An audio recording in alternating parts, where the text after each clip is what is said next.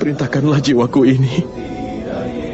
Arahkanlah jalan hidupku ke arah benar, Madawa.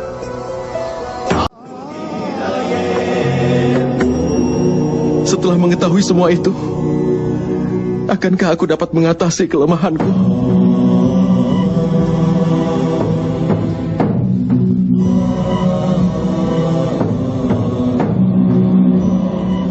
Bangunlah, Partha.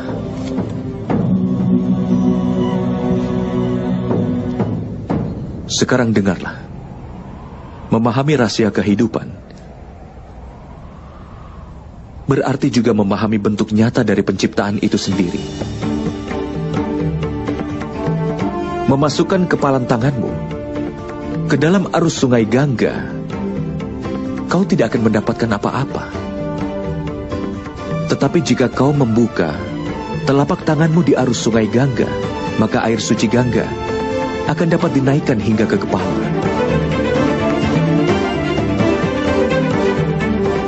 Pikirkanlah, Partha. Apakah kepalan tangan keangkuhan? Atau sebuah tangan yang terbuka dari pengorbanan? Dapatkah kau memahami pengetahuan ini?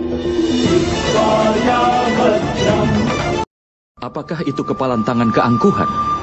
Atau tangan terbuka dari pengorbanan yang telah kau pikirkan? Apakah dunia ini sebenarnya, Partha? Manusia, iblis, burung, parasit, serangga, ikan, dan pepohonan? Bagaimanakah semuanya diciptakan? Berasal dari unsur apa mereka diciptakan? Bagaimana fungsi mereka dan bagaimana cara mereka bertahan? Bagaimanakah cara mereka mati? Dan apa yang akan terjadi setelah semua itu mati?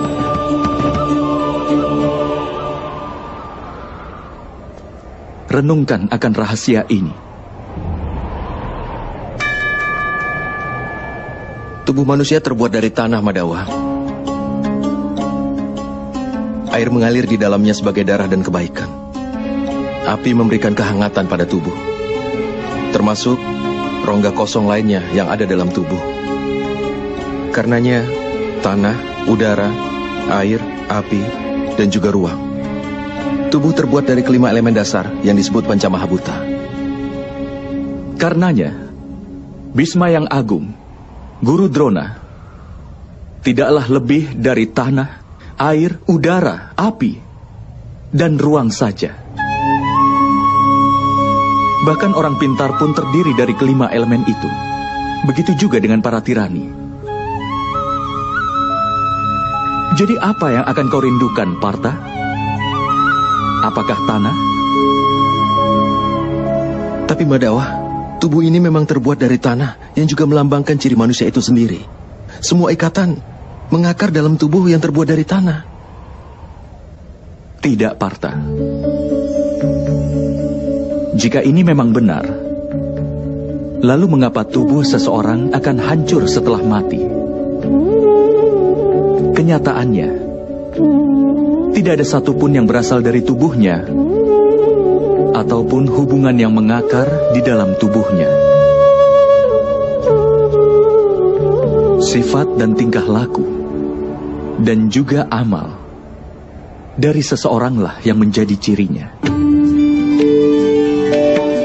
Lalu bagaimanakah sifat, tingkah laku dan amal diciptakan?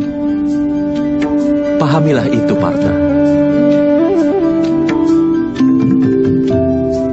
Kehidupan manusia hanyalah perwujudan keserasian antara sesuatu yang tampak dan tidak tampak.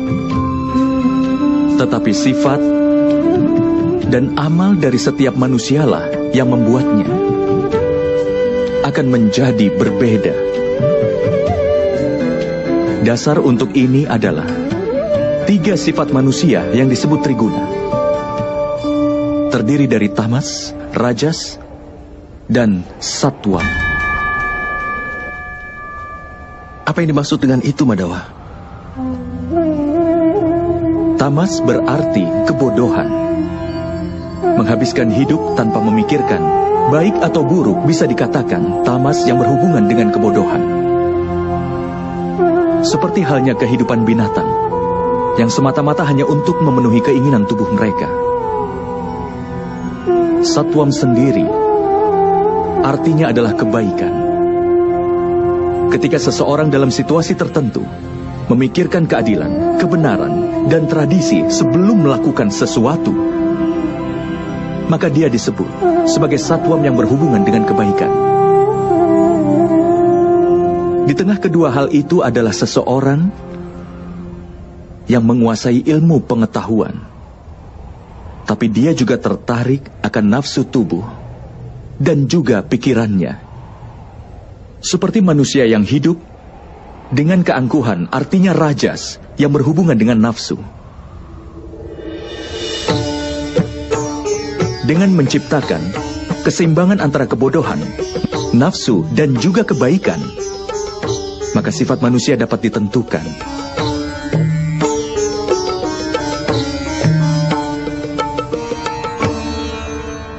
Lihatlah ke depan, Partha.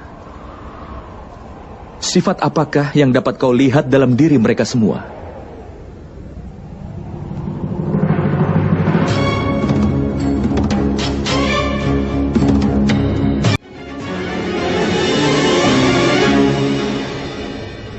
Pangeran Duryodhana tahu akan keadilan, tapi tidak pernah bertindak adil. Hidupnya dipenuhi dengan keangkuhan. Karenanya, dia sedikit memiliki kebodohan. Memiliki nafsu, dan sepenuhnya tidak punya kebaikan.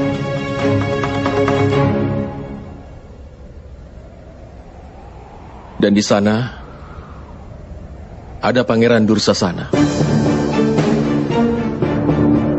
Dia selalu mematuhi perintah dari kakak tertuanya tanpa berpikir lagi. Karenanya, dia memiliki kebodohan. Lihat juga kakekmu Bhisma, Partha. Dia punya keseimbangan antara kebaikan dan kebodohan. Dia tidak memiliki keangkuhan, tetapi dia terikat dengan pemikiran usang dan tradisi yang kuno. Bahkan ketika keinginannya muncul, dia tidak bisa melanggar sumpahnya.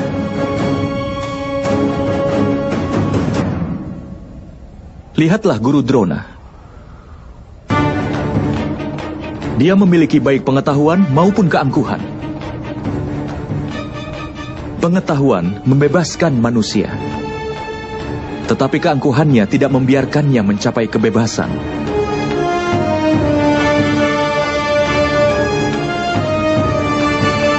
Tapi Madhawa, jika sifat manusia adalah kesatuan dari 3 sifat manusia, apakah perbuatan manusia sudah ditakdirkan sebelumnya? Seekor singa akan memangsa rusa, dan rusa ditakdirkan untuk takut pada singa.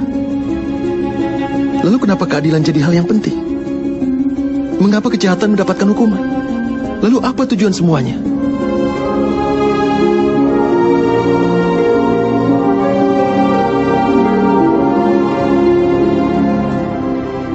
Sebuah pertanyaan yang bagus, Partha. Tapi pertama-tama pahamilah apa yang dimaksud dengan manusia itu. Manusia tidak hanya gabungan dari 5 elemen dasar itu, tidak hanya kelima wujud itu, panca indera penggerak, dan 3 sifat manusia. Tidaklah hanya gabungan dari ke-23 wujud itu. Agar manusia dapat menjalankan fungsinya, dia memerlukan energi, dan energi itulah yang disebut dengan kehendak.